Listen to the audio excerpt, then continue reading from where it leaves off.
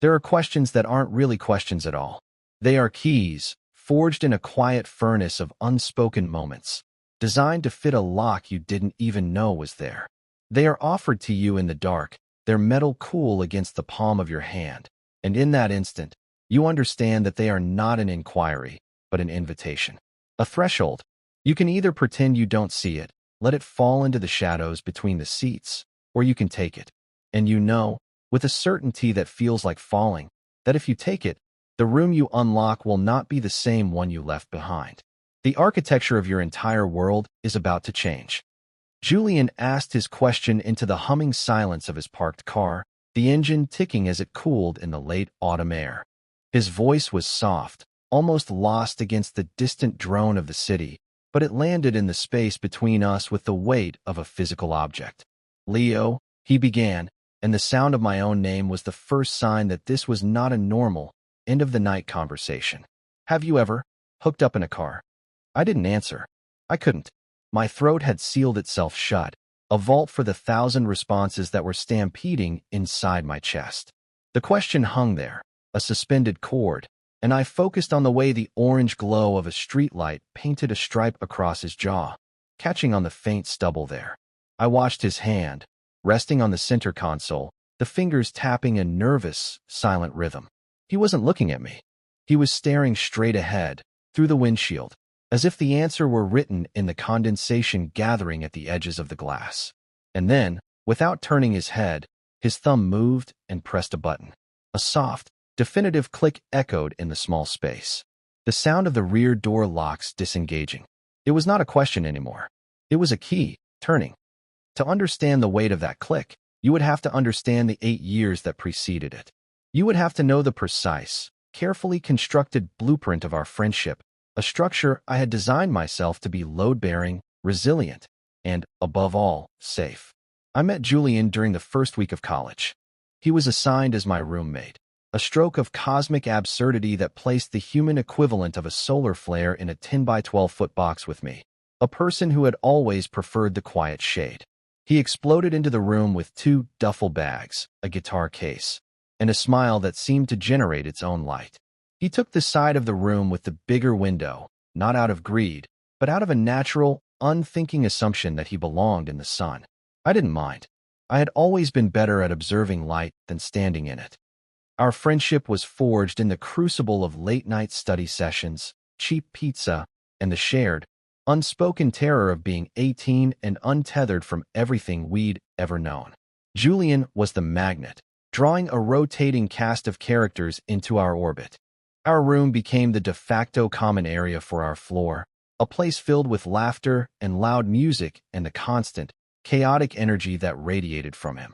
I was the quiet anchor in his whirlwind, the one who remembered where he left his keys, the one who made sure he actually ate something during finals week, the one who would sit in silence with him on the rare occasions when his energy finally ebbed and a quiet melancholy settled over him. I learned the topography of his moods, the subtle shifts in his voice that signaled a coming storm of anxiety, the way his shoulders would slump when he was truly exhausted. I became a student of Julian, and I fell in love with him in the way a cartographer loves a landscape, meticulously, completely, and from a distance.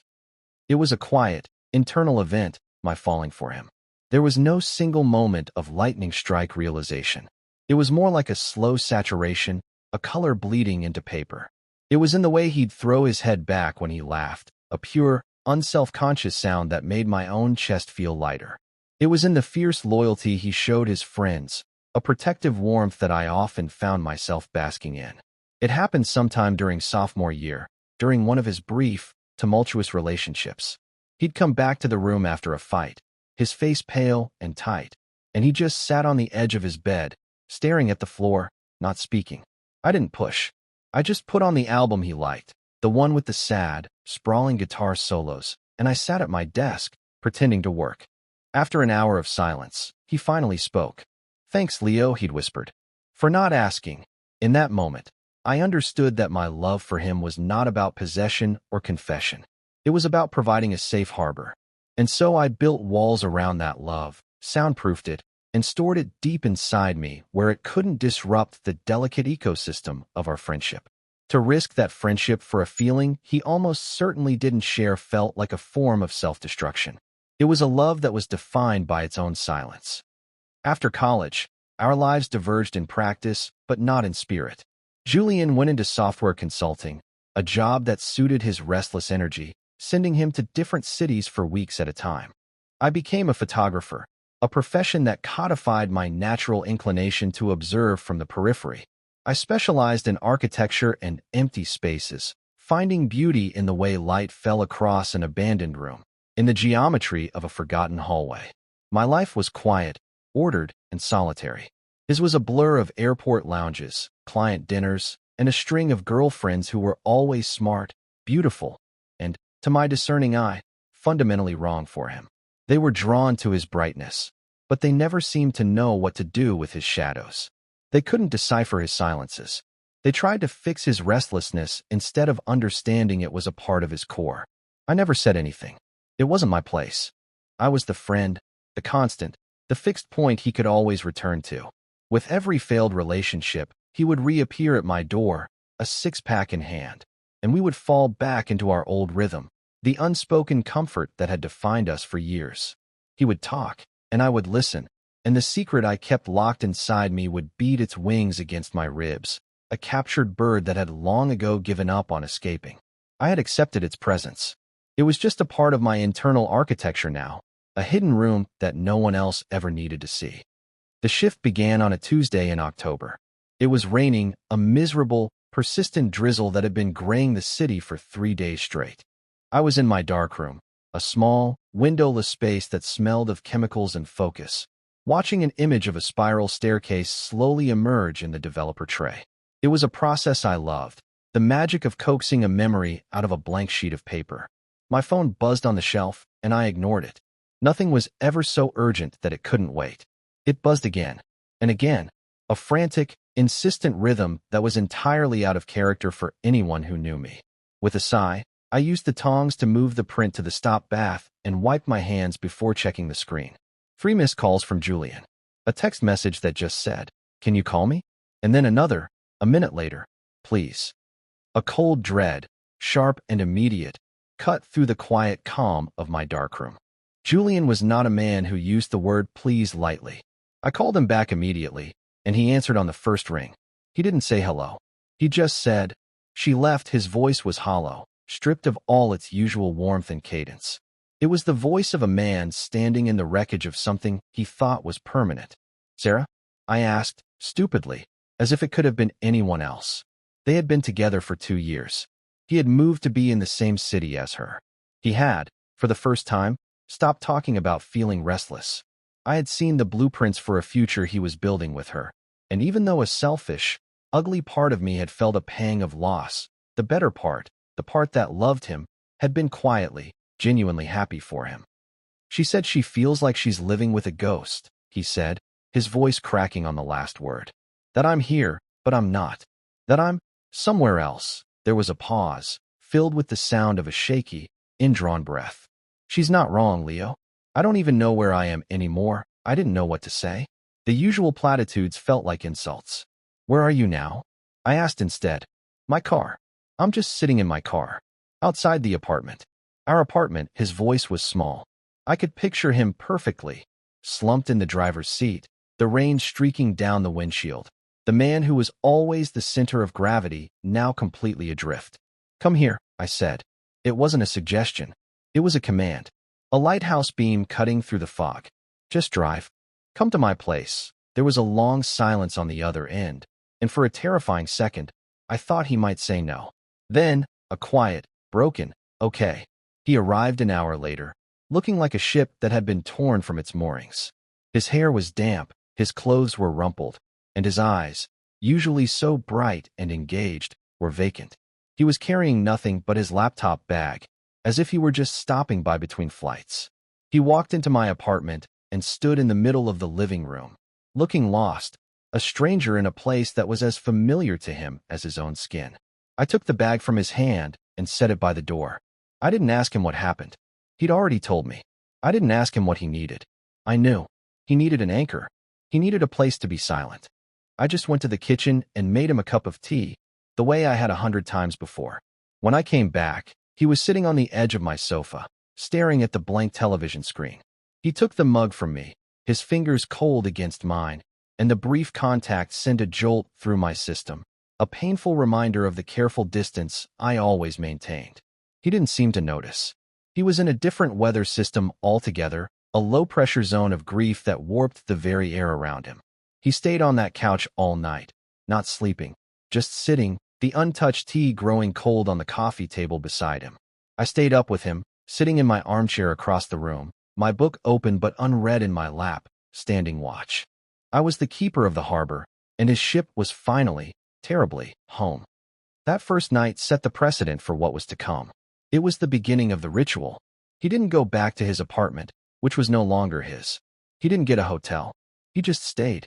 The first few nights, he slept on the couch, or rather, he pretended to. I would find him in the morning in the exact same position I'd left him in, staring at the ceiling, the blanket I'd put over him kicked to the floor. The silence in my apartment, usually a comfort to me, became heavy, filled with his unspoken pain. He moved through the space like a phantom, taking up no room and yet filling all of it. On the third night, I couldn't take it anymore. I came out of my bedroom around 3 a.m. to get a glass of water and found him sitting up, his face illuminated by the blue light of his phone, his expression etched with a profound and bottomless loneliness that made my own heart ache in sympathy. "You can't keep doing this," I said, my voice softer than I intended. He looked up, startled, his eyes wide and haunted. "I'm fine," he lied, his voice hoarse. "No, you're not," I said, walking over and sitting on the coffee table in front of him. "You're not sleeping. You're just waiting for the sun to come up." He didn't deny it. He just looked down at his hands. "I hate it," he whispered. "The quiet. When it's just me. I feel like I'm going to just float away." The confession was so raw, so vulnerable. It felt like he had peeled back his own skin to show me the damage underneath. My carefully constructed walls trembled. The need to reach out, to physically comfort him, was a tidal wave rising against a dam I'd spent years reinforcing. I held myself perfectly still, my hands clenched into fists on my knees. "My couch is terrible," I said instead, opting for the practical, the safe. "My bed is big enough for two. You'll sleep better." It was a lie and a truth all at once.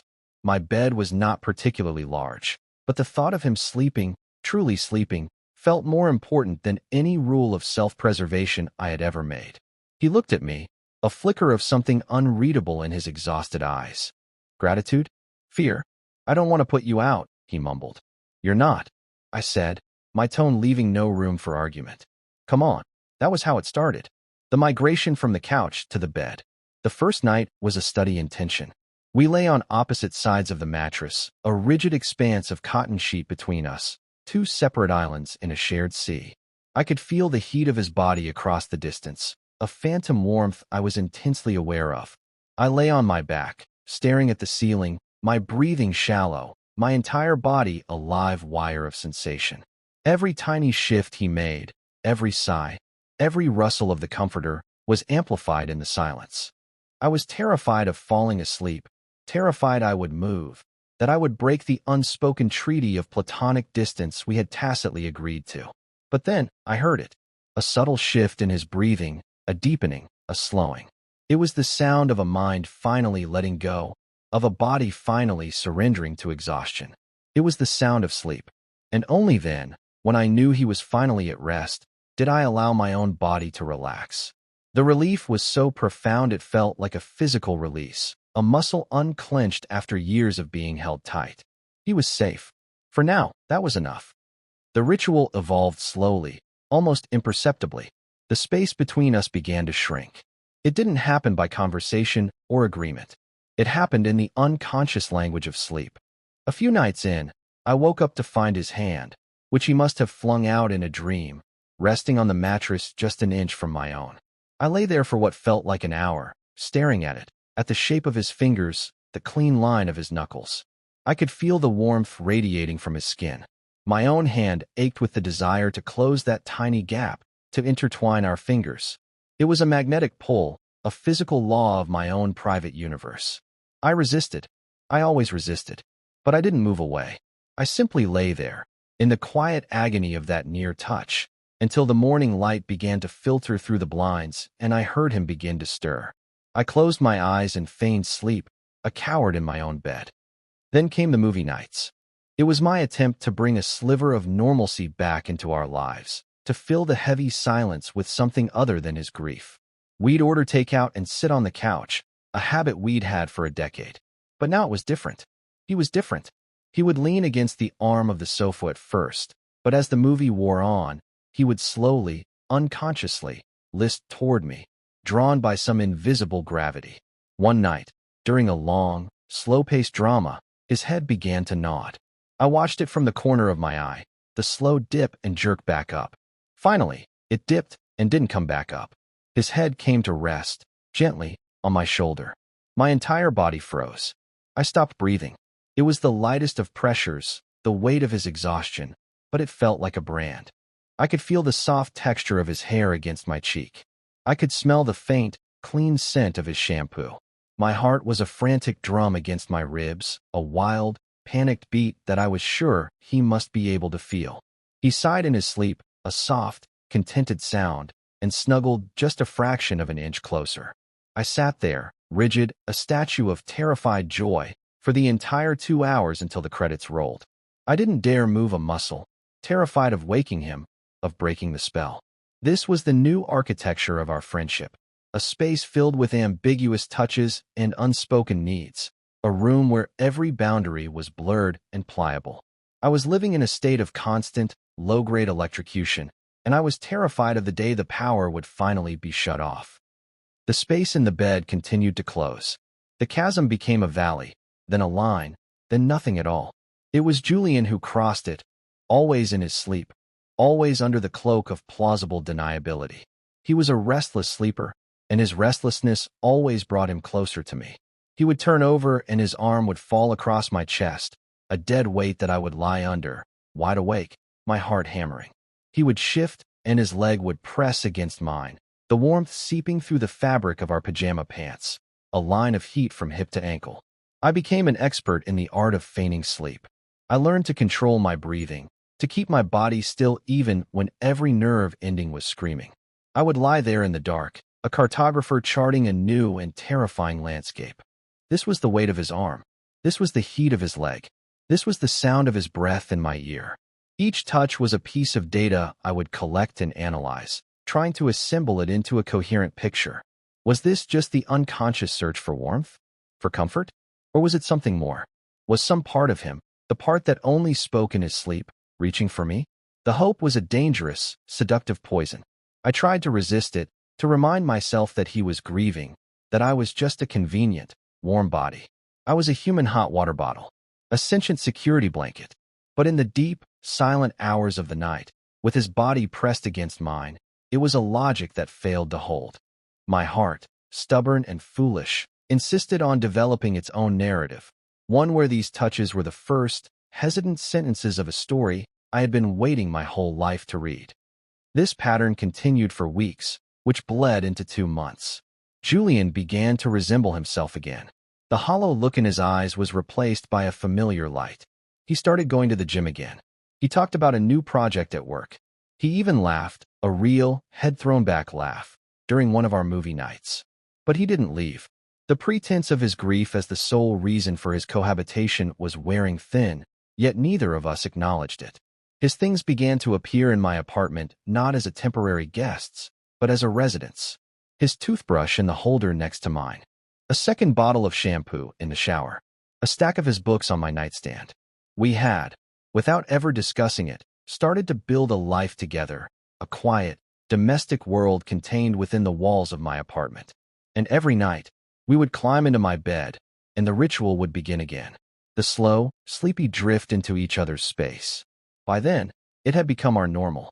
We would often fall asleep already touching, back to back, or with him curled on his side and my arm draped over his waist. It was a comfortable, practiced intimacy that existed only in the dark. In the daylight, we were friends. At night, we were something else, something undefined and unnamed. I was living inside a photograph that was perpetually developing, the image growing clearer and more detailed each day, but I was terrified that when it was finally fully formed, it would be something that would break my heart. The crossing happened on a Friday night in early December. A cold snap had hit the city, and the air was crisp and sharp. We had gone to a gallery opening for a photographer I admired, a rare venture out of our quiet bubble. Julian had been in a good mood all evening, charming and funny, easily navigating the small crowds. He looked handsome in a dark gray sweater that made his eyes look almost blue. I had spent most of the night watching him, a familiar ache in my chest. He looked like the old Julian, the solar flare, and for the first time, I felt a pang of fear that this new, stable version of him would realize he didn't need my quiet harbor anymore. He would set sail again, and I would be left on the shore. As we left, walking to his car, he slung his arm around my shoulders, a casual, friendly gesture that felt anything but. "That was fun," he said, his breath fogging in the cold air. "Thanks for making me go. I didn't make you," I said, my voice tight. "I just told you it was happening." He squeezed my shoulder. Same thing.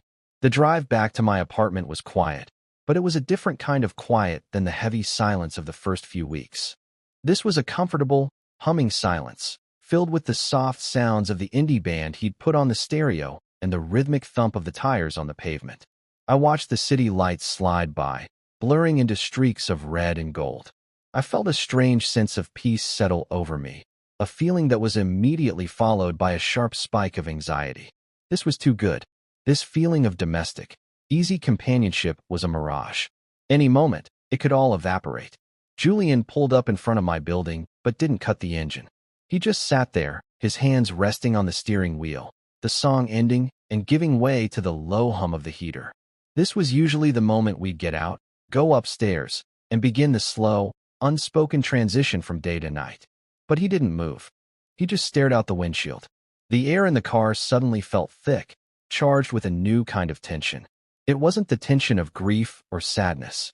It was the tension of a string pulled taut, humming with a frequency I had never allowed myself to tune into before. That was when he asked it. The question. "Leo," he said, his voice low, "have you ever hooked up in a car?" My breath caught. My carefully ordered world tilted on its axis. I could feel the blood pounding in my ears, a frantic, deafening rhythm. I looked at him, but he was still staring straight ahead, his profile a stark silhouette against the streetlights. His question was a stone thrown into the still, deep pool of our unspoken arrangement, and the ripples were spreading out, touching every part of me. It was a reckless question, a dangerous question. It was a question that demanded a truth I had kept hidden for nearly a decade. I said nothing. My silence was a confession in itself. And then came the click, the soft, mechanical sound of the rear locks disengaging. It was the loudest sound I had ever heard. It was permission. It was an answer to a question I hadn't dared to ask. It was a door swinging open into a room I had only ever dreamed of entering. I watched him, my heart a frantic bird in my chest. He finally turned his head and looked at me. His eyes, in the dim, orange-tinged light of the car, were dark and serious, stripped of all their usual easy charm. They were filled with a raw, terrifying vulnerability. He was giving me a choice. I could get out of the car, go upstairs, and pretend this never happened. We could go back to our ritual, our safe ambiguity. Or I could answer the invitation. My hand, of its own volition, reached out and rested on the center console, my fingers just inches from his. It was the first move I had ever made, the first step I had ever taken toward him. He looked down at my hand, then back up at my face. A long, silent moment passed between us, a conversation happening in a language that had no words. Then, he leaned across the console. He moved slowly, hesitantly, giving me every opportunity to pull away. I didn't. I stayed perfectly still, my entire world narrowing to the space between our faces. He stopped when his lips were just a breath from mine. "Leo," he whispered, his voice thick with an emotion I couldn't name. "Is this okay?" The question shattered the last of my resolve. After months of analyzing his every unconscious gesture, here was a conscious one, a direct one, a question that required my consent, my participation. He wasn't asleep. He wasn't grieving. He was here, now, asking. "Yes."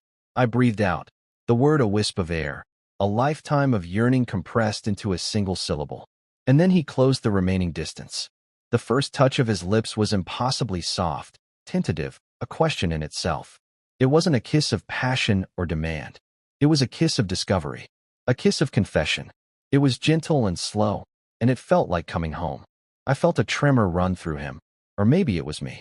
I lifted my hand from the console and cupped the back of his neck, my fingers tangling in his soft hair, and I pulled him just slightly closer, answering his tentative question with a definitive statement of my own. The kiss deepened, and something inside me that had been clenched tight for 8 years finally let go. It was a dam breaking, a flood of relief so profound it brought tears to my eyes. We were no longer on separate islands. We were in the same water, and the current was pulling us together. We stayed like that for a long time, lost in a quiet world bounded by the fogged-up windows of his car. The kisses were slow, exploratory, punctuated by long moments where we would just rest our foreheads together, breathing each other in. It was less about passion and more about a profound, overwhelming sense of recognition. It felt like I was finally seeing him, and he was finally seeing me, without any filters or carefully constructed walls between us. He pulled back at one point, his thumb gently stroking my cheekbone, his expression a mixture of awe and disbelief. "Leo," he murmured, as if the name itself were a revelation. He didn't say "I'm sorry," or "I'm confused," or any of the things I had braced myself to hear. He just looked at me, his eyes full of a dawning wonder, and then he leaned in and kissed me again. We didn't move to the back seat. The click of the lock had been symbolic, a key to a different kind of room. The car, the cold night, the city outside, it all faded away. There was only the small, warm space between us, a space that was suddenly, miraculously, filled with a truth that was no longer silent. Eventually, shivering slightly from the cold that was finally seeping in, we broke apart. He didn't let go of my hand. He just intertwined his fingers with mine, a firm, definite grip. "Let's go upstairs," he said, his voice quiet, and I knew he didn't just mean to go to sleep. The aftermath began not with a bang, but with a creeping, chilling silence. When I woke the next morning, the space beside me in the bed was empty and cold. For a frantic moment, I thought he was gone. I sat bolt upright, my heart pounding with a familiar dread, but then I heard the shower running. I relaxed, a shaky breath leaving my lungs. He was still here. Everything was okay. I got up and went to the kitchen to make coffee, my mind replaying the events of the previous night in a dizzying, joyful loop. The kiss, the look in his eyes, the way he held my hand as we walked up the stairs. When we had gotten into bed, he had pulled me into his arms immediately, no hesitation, no pretense, and had held me until I fell asleep, my face buried in his chest. It had felt like the end of a long, arduous journey. It had felt like peace. When he came out of the bathroom, dressed in jeans and a t-shirt, he didn't meet my eyes. He was toweling his hair, his movements jerky and efficient. "Morning," he mumbled, his voice directed at the floor. He walked past me to his laptop bag by the door. I'm going to head out. Got to sort some stuff out at the old apartment." Landlord stuff, the words were rushed, a clumsy excuse that felt like a slap in the face. My own good morning died in my throat. I just stood there, my hand frozen on the handle of the coffee pot, watching him. He was avoiding looking at me, his focus entirely on zipping and unzipping pockets on his bag, as if searching for something incredibly important. The warm, open space that had existed between us and the car had vanished. In its place was a wall of glass, cold and impenetrable. I could see him, but I couldn't reach him. "Julian," I said, my voice dangerously quiet. He flinched, but he didn't turn around. "What's going on?" "Nothing," he said, too quickly. "I just have to go." He slung the bag over his shoulder and finally looked at me. The open, vulnerable man from last night was gone. In his place was a stranger with haunted eyes, a man cornered and terrified. The wonder I had seen in his expression was replaced by a stark, blinding panic. "Last night," he started, then stopped, shaking his head. I don't know what I was thinking. I'm so messed up from the breakup, Leo. I'm sorry. I shouldn't have. It wasn't fair to you." Each word was a carefully aimed dart, and each one hit its mark. "It wasn't fair to you." He was framing it as him taking advantage of me, a noble, self-flagellating apology that was really a brutal retraction. He was recategorizing the moment, filing it under mistake, grief-induced lapse in judgment. He was erasing me. He was erasing the truth of it. The dam that had broken inside me last night was now just a pile of rubble, and a cold, bitter flood was rising in its place. So that's what it was? I asked, my voice flat, devoid of the storm of emotion raging inside me. You were just messed up? He had the decency to look pained. I'm just confused, Leo. I don't know what's going on with me. He took a step toward the door. I just need some space. To think, he opened the door, and the hallway lights spilled into the room, cold and sterile. I'll call you, he said, a promise that sounded like a lie. And then he was gone. The door clicked shut, and I was left standing in the kitchen, the scent of coffee filling an apartment that was suddenly, deafeningly empty. The silence he had hated, the silence I had protected him from for 2 months, had returned. But this time, it was all mine. I stood there for a long time, just listening to the drip of the coffee maker, as the beautiful, fragile image we had created last night dissolved in a bath of harsh, acidic light, leaving nothing behind but a blank, white sheet of pain. The next 3 days were a special kind of hell.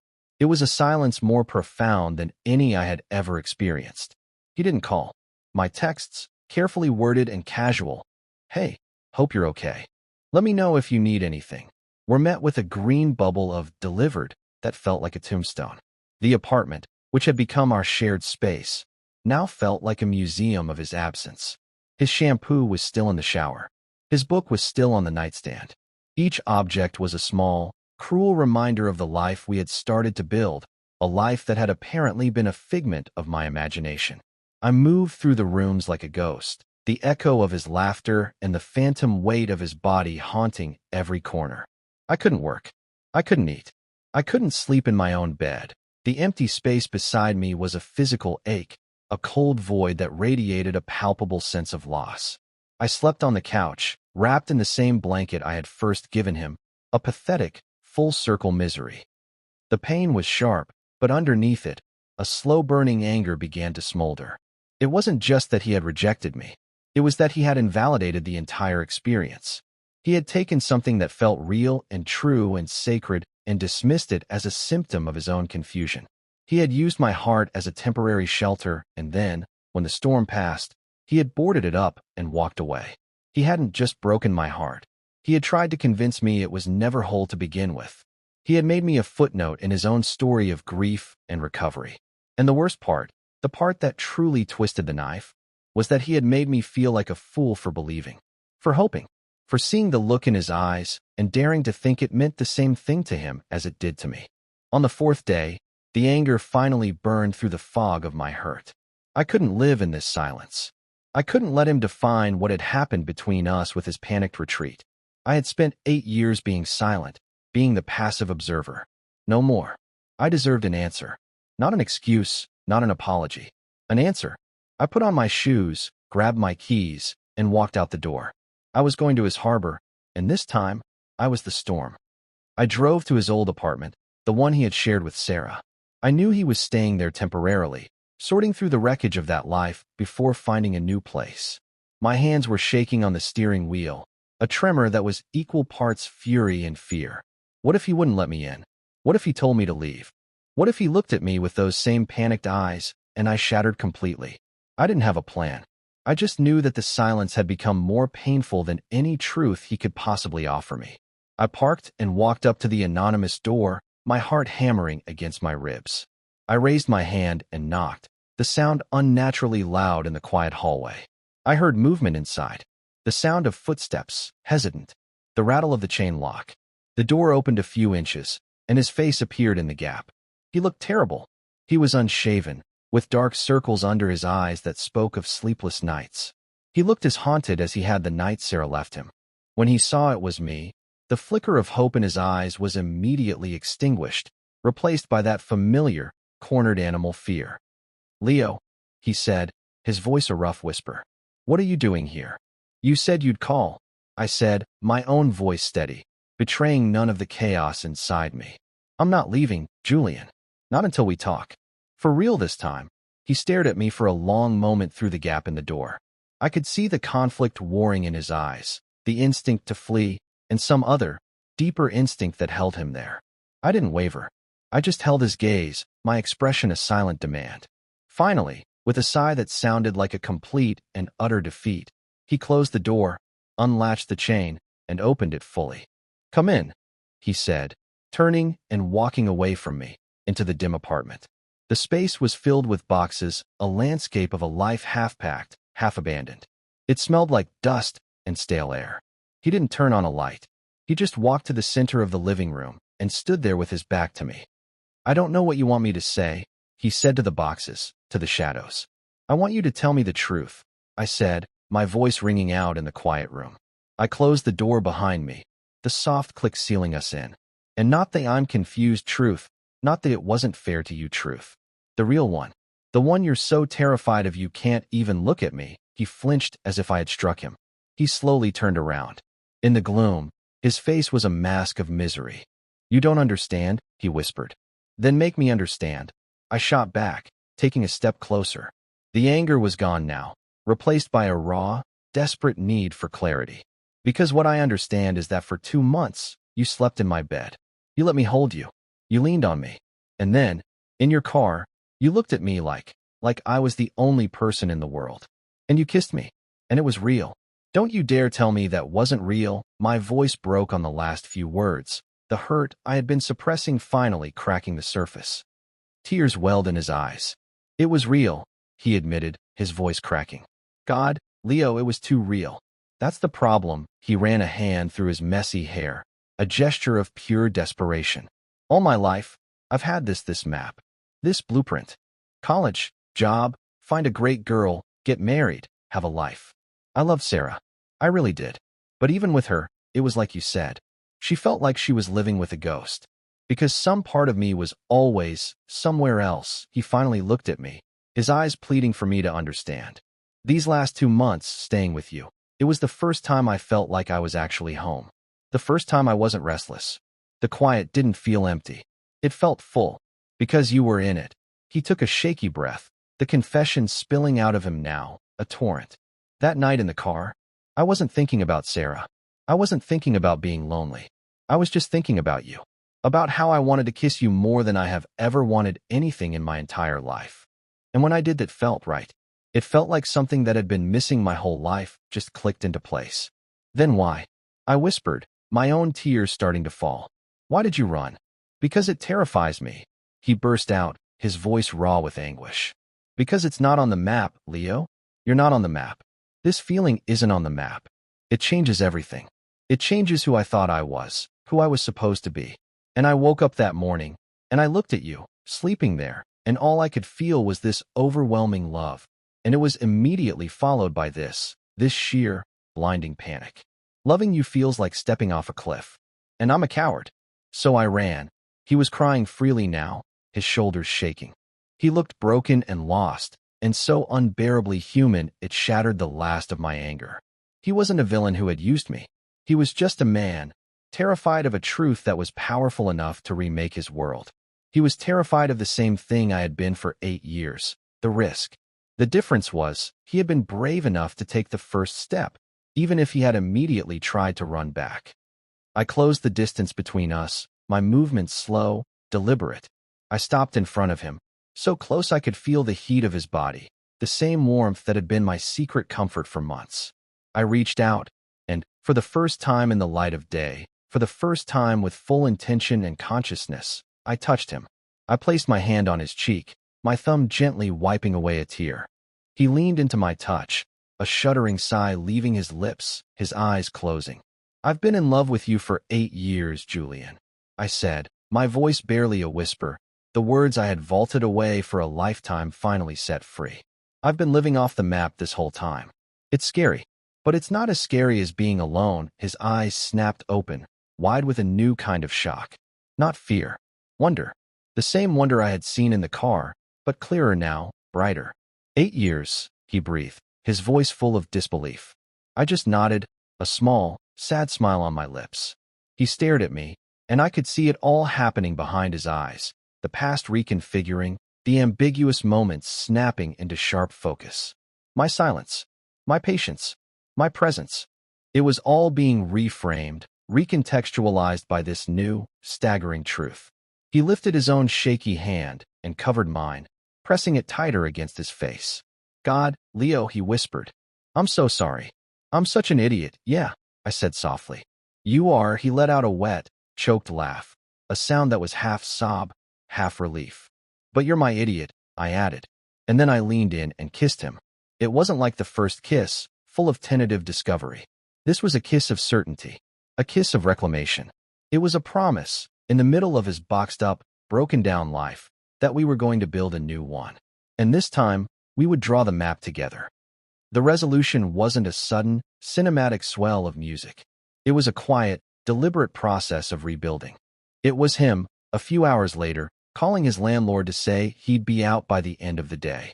It was the two of us, working in comfortable silence, packing the last of his things into boxes, not to be stored, but to be moved. Moved to my place. His new home. Our home.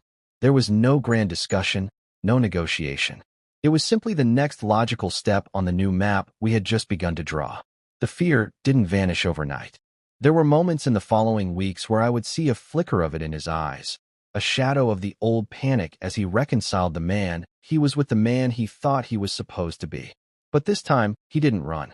He would just reach for my hand, his fingers intertwining with mine, a silent request for an anchor.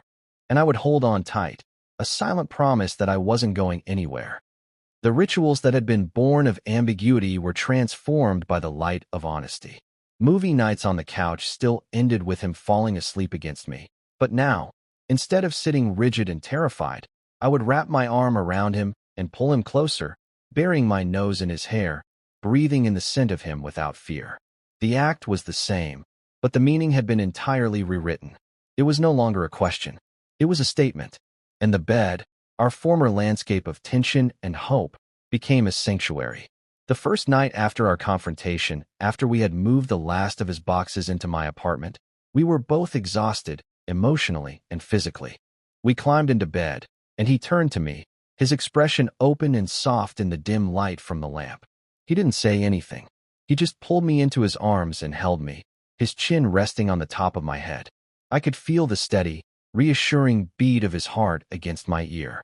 There was no pretense, no plausible deniability. There was just the profound, peaceful quiet of two people who had finally found their way home. We were on the same side of the door now, and it was securely closed behind us. A few weeks later, I was in my darkroom, and he came to find me. He didn't knock. He just slipped inside, closing the door behind him, plunging us into the familiar, safe red gloom. He didn't speak, just came to stand behind me, wrapping his arms around my waist and resting his chin on my shoulder.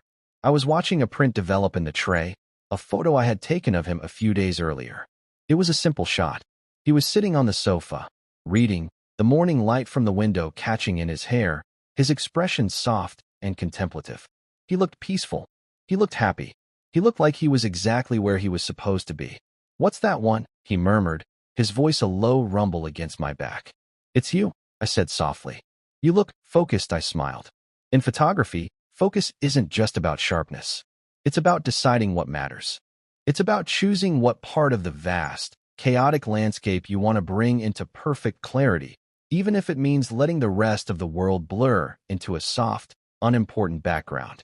For years, I had kept my love for him out of focus, a beautiful, painful blur on the periphery of my life. Now, he was the center of the frame. He was the subject. He was the entire point of the picture. He tightened his arms around me, his lips brushing against my temple in a soft kiss. We stood there together in the quiet, creative darkness, watching the image of our new life slowly, beautifully, come into view. We learn, I think, that the most important spaces in our lives are not the ones with four walls and a roof. They are the quiet, internal rooms we build inside ourselves to keep things safe, or to hide things we are afraid of. We spend years decorating these rooms, reinforcing the walls, and guarding the doors. My love for Julian lived in a room like that for so long, a secret, silent chamber in the heart of my own private architecture. And his fear, his confusion, lived in one of his own. The bravest thing we ever did was not to knock down the walls, but to simply, quietly, hand each other a key. He offered his first, in the humming silence of his car, with a question and a click. And I, in the dusty, half-empty wreckage of his old life, finally used mine, with a confession that had been waiting almost a decade to be spoken. We began to heal not in a grand declaration, but in the beautiful, honest silence we had learned to create together, a quiet so full of love it was no longer an absence of sound, but a presence all its own.